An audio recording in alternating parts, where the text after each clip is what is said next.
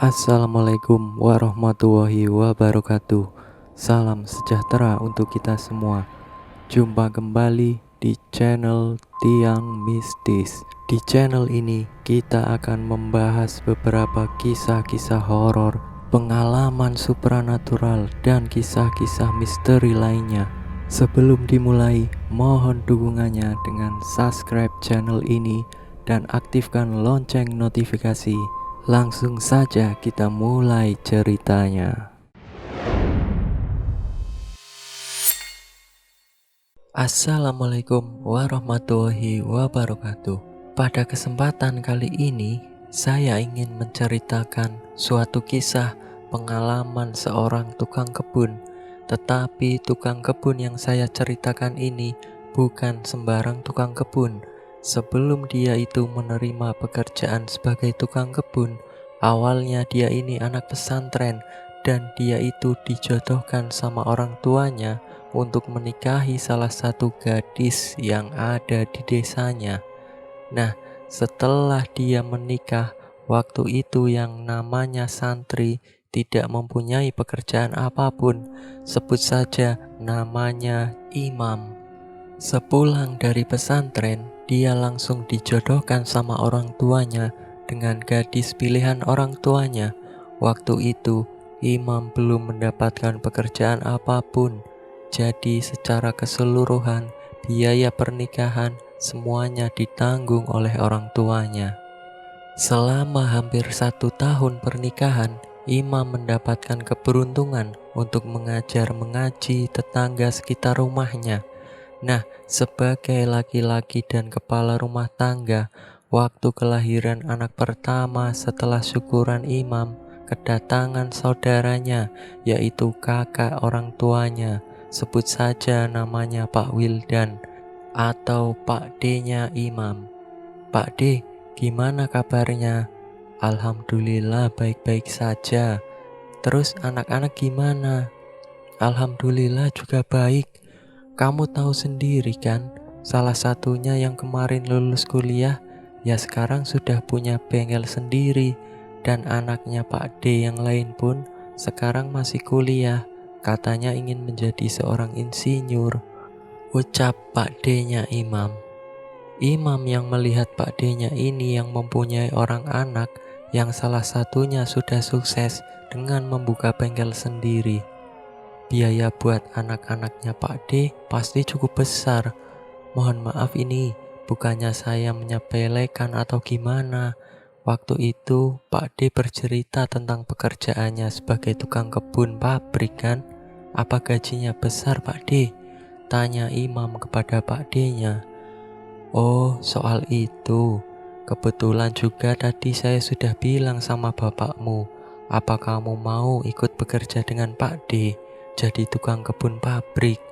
Untuk gaji, ya lumayan lah. Setidaknya bisa mencukupi kebutuhan istri dan anakmu yang masih kecil, ucap Pak D-nya imam. Apa ada lowongan Pak D? Tanya imam. Iya ada, kamu juga tahu sendiri kan, usia Pak D yang sudah tidak muda lagi. Sekarang juga sudah hampir 60 tahun. Sebenarnya sudah pingin berhenti. Maksudnya gimana Pak D? Ya Pak D pengen berhenti untuk menjadi tukang kebun di tempat Pak D bekerja, di pabrik sana. Kalau kamu mau, kamu ikut Pak D saja.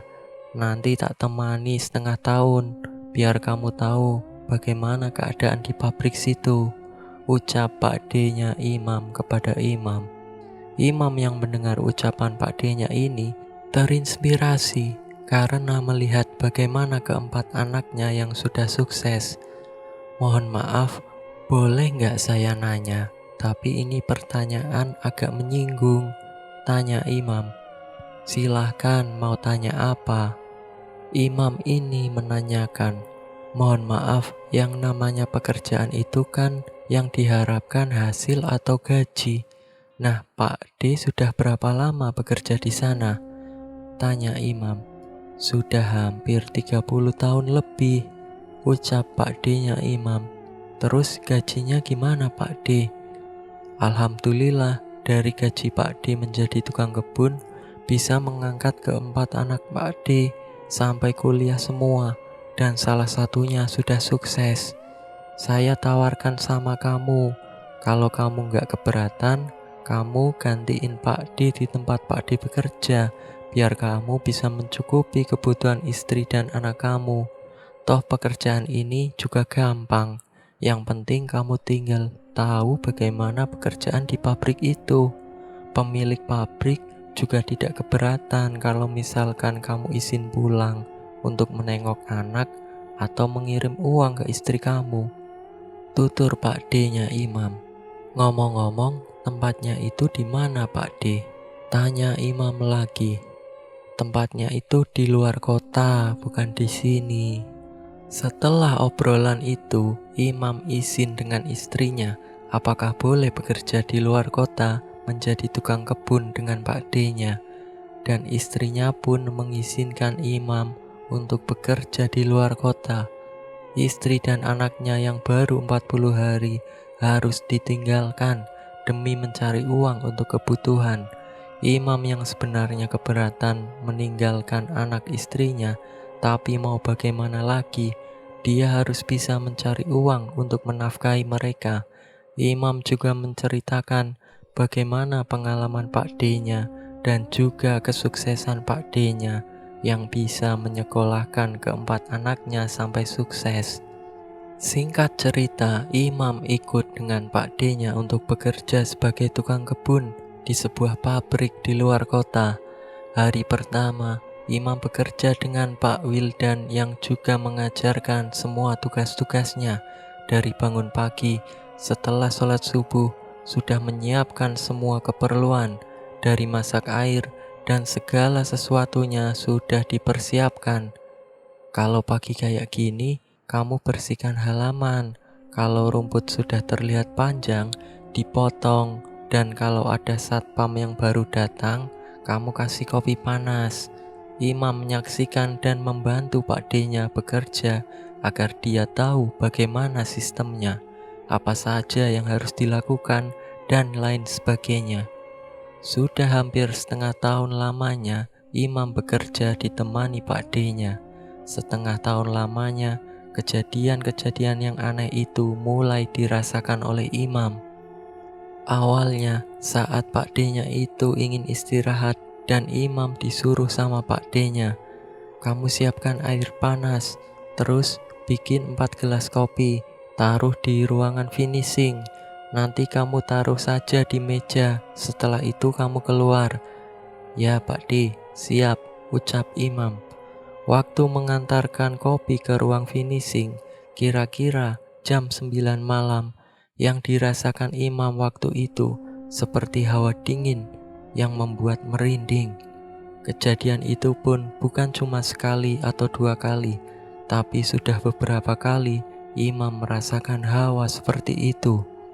Karena penasaran, Imam menanyakan kepada Pak D-nya, mohon maaf Pak D, kok saya merasakan hawa dingin? Terus badan saya selalu merinding kalau mengantarkan kopi di ruangan finishing.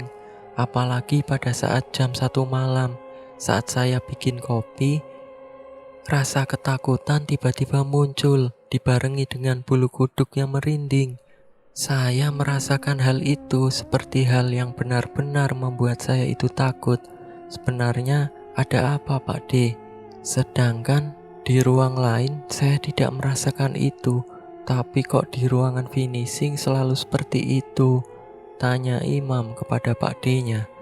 Saya akan menceritakan ke kamu, tapi kamu jangan takut ya, ucap Pak D-nya Imam. Takut gimana Pak D? Kemudian Pak D-nya Imam menceritakan. Saya ceritakan, dulu sebelum Pak D ini bekerja di sini, saat peresmian pabrik itu, berarti sekitar 30 atau 40 tahun yang lalu, saat peresmian pabrik ini yang dihadiri oleh pemilik saham, yaitu pemilik pabrik ini, ada satu kejadian yang membuat acara peresmian pabrik ini menjadi suatu berita yang heboh, berita yang membuat seluruh staf dan lingkungan sekitar gempar, karena si pemilik pabrik waktu itu dengan istri dan anaknya yang masih berusia 9 tahun. Anak si pemilik pabrik itu masuk ke ruangan finishing karena kondisi pabrik yang mau diresmikan, semua mesin dicek dan tentu dinyalakan satu persatu. Katanya anaknya itu masuk ke ruangan finishing tanpa sepengetahuan ayah dan ibunya. Nah, di sana tombol penggilingan itu dipencet, otomatis mesin itu nyala kan? Mungkin anak kecil itu mengira seperti mainan, dan kali pertama anak si pemilik pabrik itu melihat alat itu berjalan. Dia itu katanya memegang mesin itu, dan tangannya sampai masuk ke mesin penggilingan, yang membuat tangannya itu sampai putus, dan putusnya tangan tersebut itu membuat nyawanya tidak tertolong. Walaupun sudah dibawa ke rumah sakit, bahkan sempat dirawat sampai seminggu lamanya, tapi tetap saja nyawanya tidak tertolong. Dan salah satu karyawan waktu itu yang sempat cerita sama Pak D sebelum dia keluar dari pabrik ini, kabar-kabarnya kalau si pemilik pabrik ini menggunakan pesugihan. Hah? Maksudnya gimana Pak D? Kok menggunakan pesugihan? Tanya Imam dengan penasaran. Ya, ini ada cerita yang lain. Setelah anak pemilik pabrik itu meninggal, setiap tahunnya juga ada yang meninggal. Saat kali pertama kamu masuk di pabrik ini dan di ruangan finishing, yang kamu rasakan hawa dingin dan juga merasakan merinding kan? Ruangan itu juga sering terjadi kecelakaan kerja, dan itu pun membuat siapa saja yang mengalami kecelakaan di ruang tersebut sama persis dengan anak pemilik pabrik itu. Nyawanya tidak tertolong, dan itu sudah beberapa kali terjadi, ucap Pak D-nya Imam. Terus, apakah orang yang pertama yang cerita kenapa dia keluar Pak D? Ya karena dia takut. Karena kabarnya itu pemilik pabrik menggunakan pesugihan. Setiap 1 tahun itu bukan cuma 1, tapi ada 2 korban di pabrik ini.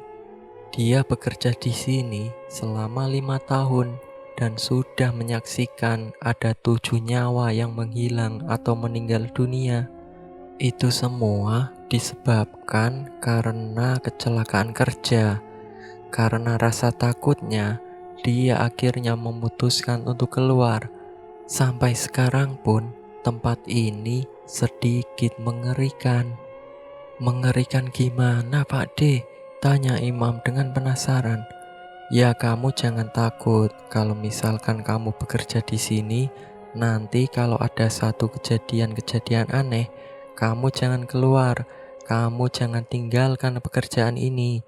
Soalnya pemilik pabrik ini sudah menjamin kehidupan tukang kebun, satpam, dan siapa saja yang mau bertahan lama di sini, dan itu gajinya lumayan. Kenyataannya, anak-anak Pak D bisa kuliah dan lulus semua. Imam yang menanyakan itu semua karena memang pekerjaannya sudah dilaksanakan semua. Tinggal ambil gelas lalu mengganti dengan minuman yang baru, yang setiap ruangan itu ada mandornya sendiri-sendiri, yang setiap 4 jam Imam harus mengganti air minum. Setelah mengetahui kalau orang yang pernah bekerja di sini selama 5 tahun keluar disebabkan karena ada 7 pekerja yang meninggal dunia, dan Imam pun bertanya, apa Pak D juga pernah menyaksikan kalau di sini ada yang meninggal? Ya, Pak D menyaksikan kalau para pekerja yang meninggal dunia dan kejadian itu masih berlangsung. Tapi ada satu hal yang Pak D tak ingin sampaikan ke kamu, dan semoga kamu ini bisa bertahan lama di sini. Itu pesan Pak D buat kamu. Pak D juga pernah mendapat satu nasihat dari orang yang sebelumnya juga pernah bekerja di sini. Kan pemilik pabrik ini menggunakan pesugihan. Kamu bekerja harus hati-hati. Jangan pernah merasa memiliki itu. Yang pertama dan yang tidak kalah penting dari yang pertama itu, Kita sebagai manusia muslim jangan pernah tinggalkan sholat 5 waktu, sebab pekerjaan yang disertai dengan ibadah insya Allah akan membawa keberkahan. Ya seperti Pak D ini, kamu bisa contoh. Tapi alhamdulillah bersyukur bukan Pak D merasa bangga. Semua itu atas berkah darinya. Singkat ceritanya, setengah tahun lamanya imam itu ditemani Pak D-nya. Imam merasakan hal yang sangat aneh dan di luar dugaan. Setengah tahun bekerja, imam pernah yang namanya melihat sosok yang benar-benar membuat imam takut. Karena seumur-umur, imam baru pernah mengalami hal yang tidak bisa dibilang remeh. Seminggu setelah dia ditinggalkan oleh Pak D-nya, imam yang bekerja sebagai tukang kebun, niatnya dia itu mau menghatamkan Al-Quran selama dia itu bekerja di pabrik itu. Setiap sehabis sholat maghrib, entah itu berapa ayat, yang penting hatam Al-Quran. Entah itu mau selesai 1 tahun atau 2 tahun, yang penting dia menghatamkan Al-Quran. Mungkin karena dia sering mengaji di setiap habis maghrib, makhluk-makhluk gaib itu mungkin terganggu dan terdengar suara yang gemuruh seperti melempar sesuatu. Tapi saat imam mencoba mencari sumber suara itu, tidak pernah ketemu dari mana asal sumber suara itu. Sehabis imam membaca Al-Quran, pasti terdengar suara seperti genteng yang pecah dan mendengarkan suara-suara aneh lainnya. Imam sempat ketakutan dan terjatuh saat ketika dia menyiapkan kopi di jam 1 malam. Di ruangan finishing, dia melihat anak kecil yang sedang lari dan hendak menabrak dirinya yang sedang membawa kopi. Imam yang melihat anak kecil yang berlarian, spontan dia menghindar dari anak itu. Dan gelas kopi yang dibawanya jatuh dan pecah. Waktu itu imam tidak sadar siapa anak kecil itu. Para pekerja yang sedang bekerja termasuk staf yang di dalam ruangan finishing melihat imam terjatuh dan mereka membantu imam. Waktu itu imam ditanya sama pekerja, "Kenapa mas, kok bisa jatuh?" "Oh, gak apa-apa pak, tadi kepleset." Imam tidak menceritakan yang sesungguhnya, apa yang barusan dia lihat, bahwa ada anak kecil yang sedang berlarian yang hendak menabrak dirinya. Itu merupakan pengalaman pertama sampai dia itu harus menjatuhkan gelas kopi sampai pecah. Hari berikutnya bukan cuma itu saja, saat di jam 3 malam, mungkin shift malam, para pekerja sedang beristirahat semua. Mesin itu dihentikan sekitar 15 menit dan para pekerjanya pun sudah waktunya berganti shift. Tapi yang membuat imam ini ketakutan, mesin yang tidak digunakan itu beroperasi sendiri. Waktu itu imam yang sedang mengantarkan kopi di ruangan lain pun dan sempat menanyakan, "Pak, di ruangan finishing mesinnya belum dimatikan ya pak?" Sebelum Pak D-nya keluar itu, semua ruangan jika tidak digunakan, semua mesin dimatikan. "Oh, semua mesin sudah dimatikan mas, soalnya ini pergantian shift." Imam yang mendengar itu pun sontak saja kaget. "Oh iya, makasih ya. Apa saya tadi salah lihat ya?" ucap imam di dalam hatinya. Ada kejadian aneh juga saat imam mengantar kopi ke dalam ruang finishing. Imam melihat para pekerja yang ada di dalam itu sekitar 4 atau 5 orang, yang diantaranya itu sedang berdiri dan duduk. Tapi anehnya, mereka itu seakan-akan memalingkan wajahnya semua.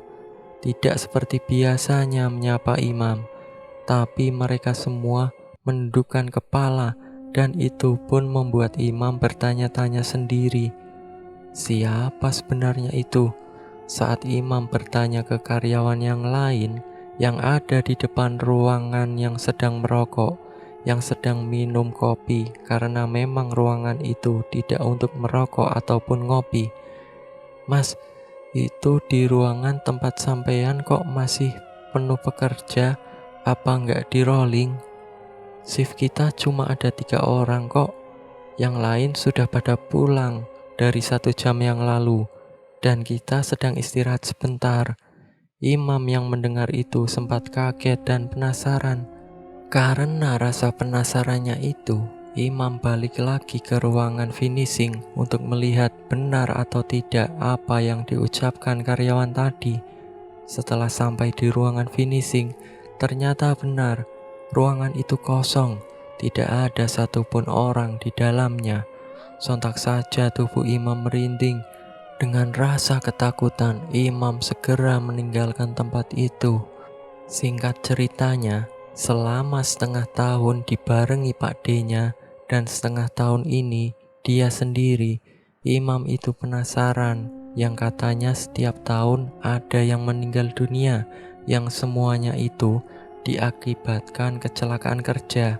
Siapapun yang kecelakaan pada saat bekerja dan dibawa ke rumah sakit pasti tidak akan tertolong.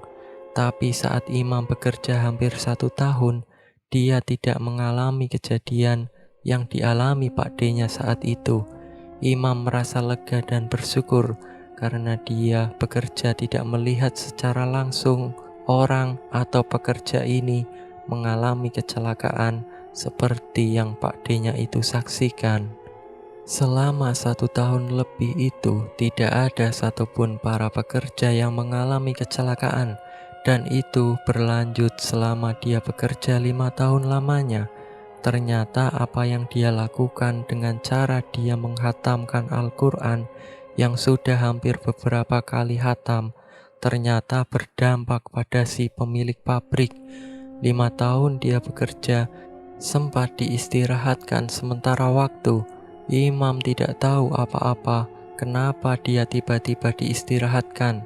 Setelah tanya ke karyawan yang lain, ternyata pabrik itu mengalami kebangkrutan karena produksinya yang tidak laku, yang akhirnya pemilik dari pabrik itu menjual seluruh sahamnya, dan pemilik pabrik yang baru mengistirahatkan para pekerjanya selama 2 bulan. Setelah mendengar kabar pabrik itu beroperasi lagi, tapi dengan pemilik yang baru, Imam balik lagi menjadi tukang kebun, tapi tidak seperti dulu yang gajinya tinggi. Sekarang gajinya sama seperti tukang kebun yang lainnya. Setelah pemilik saham yang baru, gajinya standar saja, tidak lebih seperti saat 5 tahun dia bekerja. Tujuan pemilik pabrik yang baru menghentikan seluruh karyawannya untuk beroperasi. Tujuannya untuk menetralisir semua keadaan pabrik dari pengaruh-pengaruh aura negatif dan yang mencengangkan dari arwah orang-orang yang meninggal dunia yang diakibatkan kecelakaan kerja. Karena semua arwah masih ada di pabrik itu, dengan menampakkan dan merasa mereka itu tidak ikhlas meninggal diakibatkan kecelakaan kerja. Waktu Imam mendapatkan cerita itu dari salah satu karyawan yang meminta pemilik saham itu untuk menetralisir keadaan di pabriknya. Karena memang aura pabrik itu sangat menyeramkan, akibat para karyawan yang meninggal diakibatkan kecelakaan kerja, mereka semua merasa tidak ikhlas meninggalnya, dan itu membuat semua karyawan meminta pemilik saham untuk menetralisir, karena salah satunya ada yang sangat mengerikan, yang ternyata iblis sesembahan dari pemilik yang dulu itu tidak pergi dari pabrik itu, dan pabrik itu menjadi hunian para iblis. Dan itu semua memang dirasakan oleh semua karyawan yang memang sudah lama bekerja di situ. Selama para karyawan diistirahatkan, sang kiai yang menetralisir pabrik itu mengalami pertarungan yang hebat dengan iblis sesembahan pemilik pabrik dulu yang sangat sulit untuk dipindahkan. Dan kenyataannya pemilik dulu itu memang benar menggunakan pesugihan yang mengakibatkan para korban kecelakaan itu tidak ikhlas meninggalnya. Pak Kiai yang terus mencoba untuk memindahkan semua makhluk gaib untuk kembali ke alam barzah. Semoga mereka semua yang meninggal bisa diterima di sisi Sang Pencipta, yaitu Allah Subhanahu wa Ta'ala, dan ditempatkan yang terbaik di alam barzah, tidak bergentayangan, tidak kemana-mana, dan tidak menghantui para pekerja yang lain. Imam yang kembali bekerja dengan atasan yang baru selama hampir 5 tahun lamanya, dia bekerja dengan aura yang berbeda. Memang auranya itu sangat berbeda dengan 5 tahun pertama itu. Dulu itu auranya sangat menyeramkan, tapi 5 tahun setelahnya, suasana itu seperti adem, nyaman ditinggali. Namun, selama hampir 10 tahun lamanya dia bekerja di pabrik itu, Imam memutuskan untuk keluar karena faktor keadaan yang sudah membaik, yang akhirnya meninggalkan pekerjaannya dan beralih ke profesi yang lain.